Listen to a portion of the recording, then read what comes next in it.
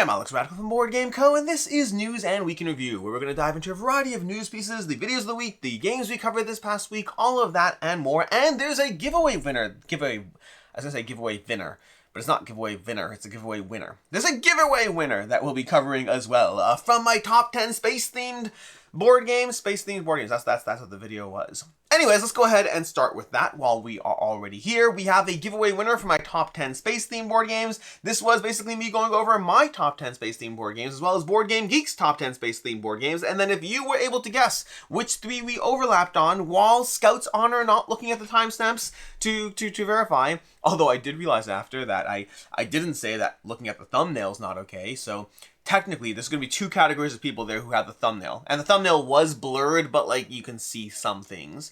And so there's two categories. Well, three categories. There's those who didn't use the thumbnail at all. There's those who saw the thumbnail before clicking on the video, and then by the time they realized there's a giveaway, were able to recall some things they already thought were there. And then the third category is going to be those that looked back at the thumbnail, because technically that wasn't on the list of things you weren't supposed to do. It's not in the spirit of the game, but nonetheless, that is a possible category. Anyways, point is that this is a Scout's Honor giveaway. You are welcome to lie to me for the chance of winning anything, or in the words of Room and Board, I'd lie to you for $1, Alex, which is good to know. Also, apparently I will not be going on that cruise that I won. Anyways, with that said, for the top 10 space-themed board games, and as usual, you can go ahead and reach out to me at alex@boardgameco.com. I will attempt to reply to your comment as well, but do not respond anywhere outside of, like, don't try to claim anything outside of email, and definitely don't pay people money if you aren't supposed to. But email, alex@boardgameco.com. That's the real way to know if you won, and the winner was... I need to look up the name again. It was like David something. Let me see. Dav Kid Enzi. Dav Kids... I can't say it. Davkid, DAVKIDNZ was the winner of the giveaway. So good luck, Davkid. I can't do it. Good luck, Davkid. Davkid. You have to go from the kid to the NZ. How do you say kids? I can't like get those Davkids. It doesn't work. Anyways, DAVKIDNZ, you are the winner of Crafting the Cosmos. Enjoy. Reach out to me and we will get you a copy of the game on your way. With that said, let's go ahead and dive into the news. And there was news, because last week's Week in Review, I was kind of like out of the country for UKGE, which means I kind of missed some things that were big. The biggest one, for me at least, was Tabletop Tycoon acquires Blood Rage, Rising Sun, Ankh, and more from CMON. Basically talking about how Tabletop Tycoon got a bunch of titles from from CMON. I say a bunch of, I almost said a bunch of creators, because they also apparently have Canvas from Road to Infamy. So interesting, I did not realize that. At the end of April 2025, I mean, I realized it because of this news piece, I didn't realize it before. At the end of April 2025, they purchased the Canvas game line from Road to Infamy, which is fascinating. But that said, they have a bunch of games. They have Blood Rage, Rising Sun, Ankh, Gods of Egypt, Arcadia Quest, and Star Quest. They got the rights to all of those titles. I don't know what's going to be happening next with those, but given the fact that Tabletop Tycoon does like to get the most out of the IPs they have, I would assume we're going to see further crowdfunding around those games. So, big news. Big news also helps, obviously, CMON with whatever degree of managing their backlog and making sure everything goes well there. I still remain an eternal optimist, and I still recognize that there's a difference between being an optimist and backing the next campaign. So I do think that it's in CMON's best interest to deliver like 5 or 6 projects before running another campaign. We will see what they do. With that, we have over here, accept. We have Codenames Turns 10, and it's getting a relaunch. Codenames Duet, Codenames, and Codenames Pictures are all coming out with a relaunched art and cover, and there's a bunch of things. The rulebook's going to be streamlined. I believe only Codenames Regular is currently out. The others are coming soon. But they have an updated rulebook. They've gone through, they have a lot of data from doing the app, so such that what they basically did is they, They have better data on some of the words that don't work as well. So they replaced around 10% of the words with better words. So you have that. So you have better rules, refreshed cover, and updated, I think there's some updated graphic design too. Updated graphic design and replacing some words. So it is a new version of Codenames. Your regular version of Codenames works just fine. I do like the covers, I will say that. But your regular version of Codenames is still the incredible game it has always been. But if you do want to pick up these versions and gift it to somebody else, I sound like I'm doing marketing with CGE. Keep your regular Codenames. Do not buy the new stuff. But also it does exist. And with that, we move to Sentinels the Multiverse. Sentinels Multiverse Desperation has an update. Basically, it does sound like they are going to be continuing to go into production. So while it's not like 100% clear what's going on, it does sound like there is going to be a delivery on this game, which, I mean, given the fact that there were kind of unknowns and uncertainties, it's good. It's good news for at least backers of the project. I'm still sad about upgrading the games, but I definitely do want people to get what they paid for, both in Sentinels of the Multiverse as well as from compile pre-orders. In random news, while we're on crowdfunding, I did my upcoming crowdfunding campaigns for the month of June, and I forgot Agricola. I forgot Agricola Special Edition. I forgot like a few titles, but like I was like, for all the potential bias that there is because of GameFound and Awakened Realms and all that, if you don't know, I am CMO of GameFound, I did forget to talk about their upcoming crowdfunding campaign. So, Agricola, it's live now. We'll talk about it in To Back or Not to Back. Although, speaking of potential bias, there's a beautiful segue over there. We have over on Board Game Wire, we have an article on Backerkit is doing a WeFunder for crowdfunding. I loosely talked about this like a month ago, and they kind of started teasing it, but then they kind of pushed it off like week after week until they eventually went live this past week. They're currently at, I believe, 1.3 million, if I'm not mistaken, or 1.2 million raised so far. But Board Game Wire, I'm going to try not to go too much into my own personal thoughts on the whole thing because of that potential bias. Like there is a delicate balance between covering the news and then managing my own potential biases. Although that said, I do potentially have a spicy video coming up that's not about Backerkit. We'll see. We'll see. I'm still deciding. It's not a good idea, but I'm going to probably... We'll see. We'll see. Anyways, back to this right now. We have over on, if you want to check out the Board Game Wire article for all of this kind of goes into the crowdfunding campaign, what they've been doing, what the goals are, and it goes into a lot of other stuff as well. I do think it's worth a read, but you can go ahead and check that out over on Board Game Wire.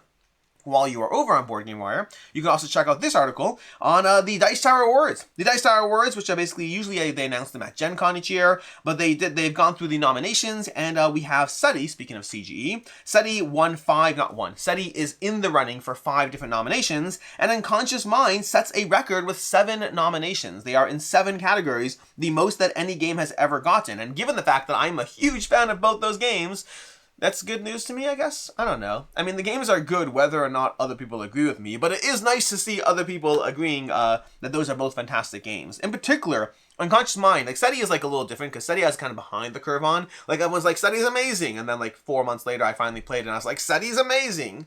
Whereas Unconscious Mind is one of those games that I led the charge on the hype because I covered it during the prototype phase and I was like, it's a 5 out of 5, I love it. And I do love it. It has held up. I've played it a bunch of times since getting it. I keep meaning to do a re-review, but there's one module I haven't played with and I want to play that module first before doing a full re-review.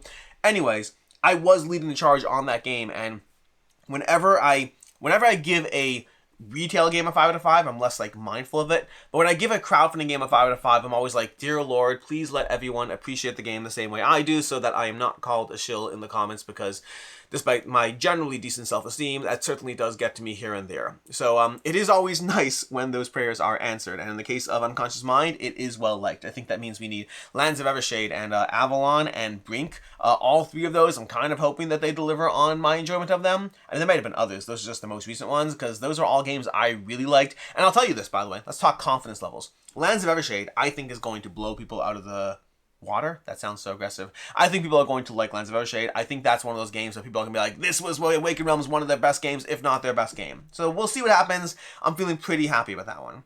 Avalon, I think, is also fantastic. A drop less certain that'll be as well received. I don't know why this is the video subject. This is the video subject we're doing now. But Avalon, I think, is also going to be incredibly well received. I could be wrong. You never really know, but it's so really good at what it's doing. Brink is the one that I'm the least certain of. I still think it will be well received. I think it's a fantastic game, and part of my bias is the way even just the prototypes were received by other creators. But I think Brink is fantastic. I think you'll enjoy it a lot when you have a chance to play it, but I do think it's the one that I'm the least certain will be as well received. And make no mistake, I love it. I think it's fantastic, but it's always like, for every Unconscious Mind that I have that I love, there's also going to be a, I don't know, Spectacular. Like, Spectacular was like 5 out of 5 game for me, is a 5 out of 5 game for me, and it's like a 7.2 on BGG. Not all of my favorite games are going to align with the majority. Some will, some won't, and honestly, if they all did, that would be pretty boring. That would just mean that you don't watch my videos, just use BGG.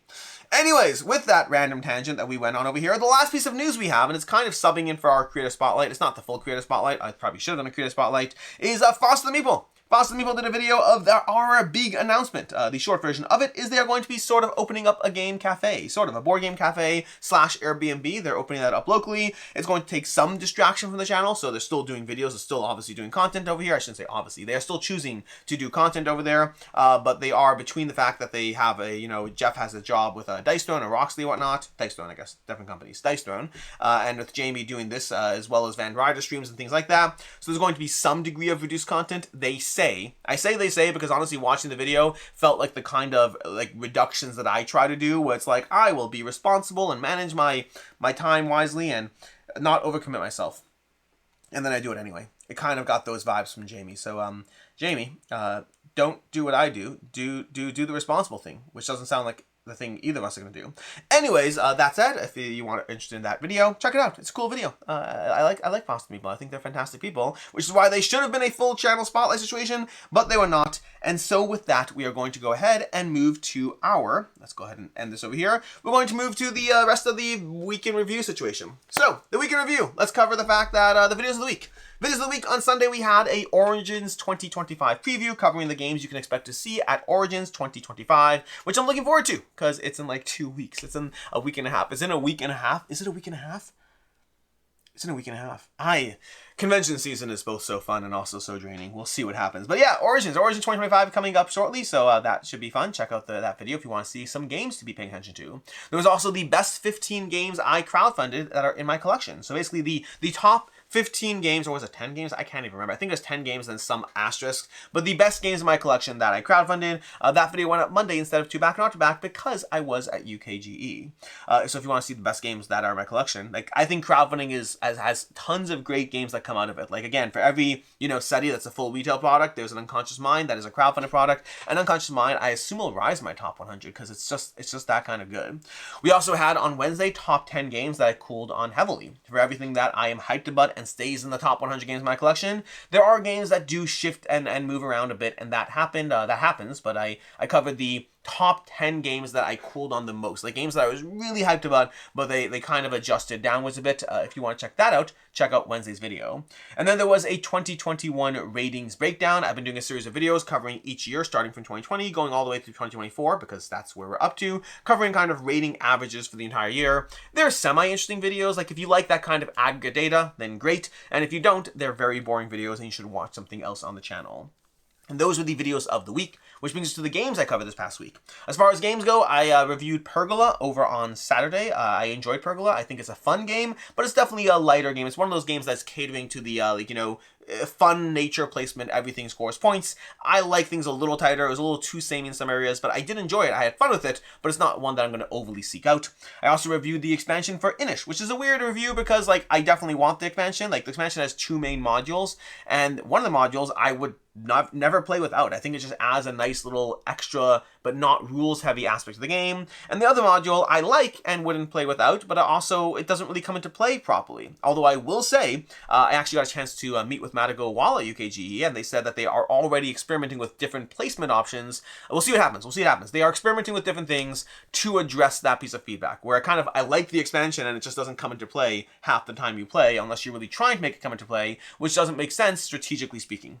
Anyways, that's as far as Inish goes. But I like Inish. I love Inish, and I like the Inish expansion. I would say Inish is one of those games where the base game has always been the best, and the expansions are nice to have. That was Saturday. As far as Tuesday, we had a Riddle of the Sphinx playthrough. I've been really enjoying going through that. Honestly, it should be on the table. I should be going through it more. I have 7 solo games, despite putting out a video recently where I'm not playing solo games as much. I'm in the middle of a lot of solo games, so I don't really know. I guess it depends on the day. But Riddle of the Sphinx, I'm really enjoying, and I did a playthrough of that. You can check that out. There'll be a review at some point, but I need to play through more of it. There was also a sponsored playthrough of Halflings Best Chef. You can check that out. I enjoyed Halflings Best Chef. It is, again, on the lighter side, but it definitely was fun as far as being on the lighter side. And then there was a playthrough of Darkleaf Gambit. This was an interesting one. There's many aspects of Darkleaf Gambit I like, but it does very much depend on the factions and the factions playthrough. And it's one of those games that kind of like a to me, it's kind of like a print and play, where there's a lot of merit to it, but it's not the kind of thing I'm going to play. So it's a game built on a chess ecosystem, which did result in me playing chess later in that week anyway, but nonetheless, either way. But yeah, Darkly Found, it's pretty fun. It's very strategic as far as the factions go, but I think like print and plays, I'm just not going to play a game that's kind of built on a different game, if that makes sense. Then as far as Thursday we had a review for Runes. This is one of the I'll play newer games. I really enjoy Runes. I think it's fantastic. I gave it a 4 out of 5 from John DeClaire, and utilizes the overlaying cards. Someone said it's basically custom heroes, but then like rethemed, and I've never played custom heroes, so if you say so, but that's interesting to know. Outside of that, we also had a review for the Battle of the Divas. I enjoyed Battle of the Divas. I gave it a 3.5 out of 5. My biggest complaint is just that there's a lot of these games, and I wasn't pulled in by the theme, and I do think some of the game is a little static game to game. But I do think it's very well done, and I think if you don't mind games that are static game to game, I think you'll very much enjoy especially if you like this for the theme, I think you'll enjoy the tactical back and forth a lot. And that brings us today. Today we will have, going up on the channel, we'll have a review for Kingsburg, as well as a review, speaking of Matago, we'll have a review for Coexist. I came back from UKG with a copy of Coexist, so even though the campaign ends in like 2 days, if you do want to see my thoughts on it, you can check out a video later today. That and Kingsburg 3rd edition. As far as next week, we will have 2 back or not to back. Catching up from last week where I didn't cover anything, we'll see how many things I can cram into this week's video. And then we'll also have games leaving the collection, games being added to the collection, month in review. It's that time of month, the beginning of the month, where we get to see all those other like catch-ups for how the month is doing. And with that, that is basically everything, which brings us to the games on the table. Games on the table, we have the usual. Well, these are usually the games I hope to be playing this week. We have Coliseum. Picked this up at UKGE. I am going to be playing it Monday, and well, more than that, but I know I have a scheduled playthrough of this on Monday, and then we'll see what I get to next. This is Fantasia's game. Speaking of, this whole time I forgot, Unconscious Mind. We have Fantasia Games has a game on the table, so excited for that. We have Zombicide White Death, which showed up, and I just unboxed, and I'm excited to play it. I don't know if that'll happen this week because I have a lot of other things happening, but we shall see. Then Vantage I am playing like now. Like after I finish filming this, I'm gonna go play Vantage. That's my goal here. It just showed up today. I read the rules like in the first 20 minutes, and I'm gonna make that happen because I want to play this as soon as possible, because I always want to play everything, and I'm just trying to keep on top of it all. And then we have the Mandalorian Adventures, which because of Chapter 2, I decided to start playing from Chapter 1 because it's so fast and easy to play through. I just like opened up Chapter 1 as like I already played the first 2 chapters. I'm just going through the whole game again in preparation for Chapter 2. Why? Because it's that easy to play. Also, kind of, does it raise my opinion of it? I don't know. Like, I'm just willing to dive back. I liked Mandalorian Adventures. It's just on the lighter side. And it still is on the lighter side, but it's like, it's kind of fun to just go through it again. Anyways, these are the games I hope to be tabling, which is, that's the end of the video. There's nothing else after that. That's the last section I do. So with that said, I am Alex Radcliffe from Board Game Co. This has been your news and week in review. Until next time, I hope you have a good one.